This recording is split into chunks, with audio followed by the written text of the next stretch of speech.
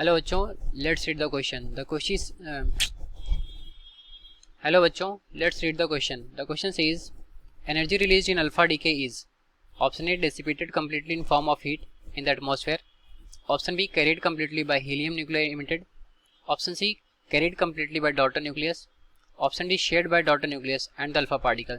So question में बोला है कि जो अल्फा डीके होता है तो उस केस में जो एनर्जी रिलीज होती है उसका क्या होता है, हमें गिवन ऑप्शन में से चेक करके बताना है। तो आइए पहले नोट डाउन करते हैं अपना की कॉन्सेप्ट। तो देखते हैं हमारा की कॉन्सेप्ट क्या होगा यहाँ पर। की कॉन्सेप्ट, ठीक है। तो देखते हैं कि अल्फा डीके होता क्या है।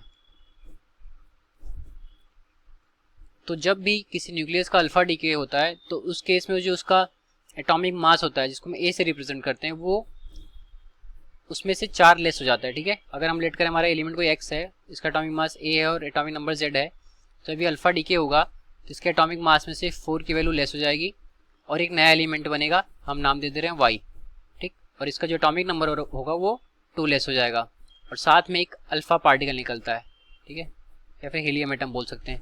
तो ये होता है हमारा अल्फा डीके। अब आते हैं प्रॉब्लम पर, ठीक है। तो प्रॉब्लम एनर्जी के बारे में बोल रहा है। तो इस केस में जो एनर्जी रिलीज हो रही है वो डॉटर न्यूक्लियस और अल्फा पार्टिकल के द्वारा शेयर की जाती है, ठीक है। सो लिखेंगे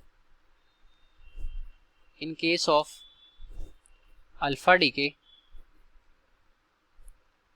the released energy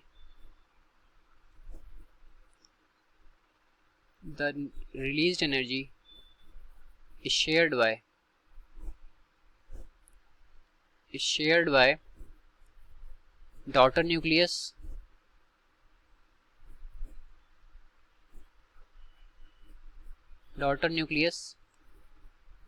and alpha particles, ठीक है। और ये एनर्जी कहाँ से रिलीज हो रही है? पेरेंट न्यूक्लियस से हो रही है। तो इसके अकॉर्डिंग अगर हम देखें तो जो हमारा ऑप्शन होगा, ऑप्शन नंबर डी, वो करेक्ट होगा। Hence option D is correct, ठीक है। क्लियर है इस क्वेश्चन का हमारी correct solution? I hope you understood well. Thank you.